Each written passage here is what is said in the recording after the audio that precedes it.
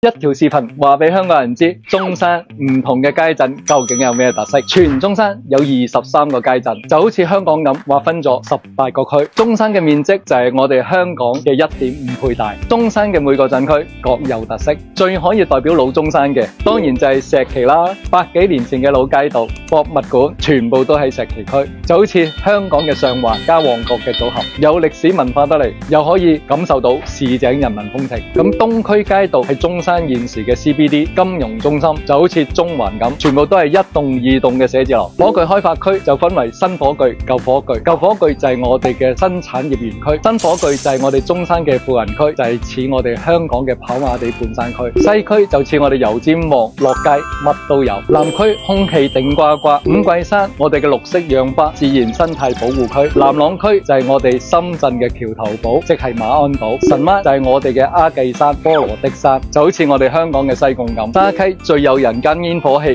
啲嘢仲好好食添。小欖鎮工業重鎮，老闆多，民眾街道碌鵝、燒鵝最好味。古鎮鎮燈飾甲天下，港口鎮物流運輸去把關。三鄉鎮港澳同胞特別多。黃埔鎮千年古鎮臘味多。橫欄鎮花木種植華南之最。浮沙鎮大小產業嘅集聚地。南頭鎮家電新標杆。大涌紅木城反腐魚米之鄉。三角氣配城。坦洲最近係珠海。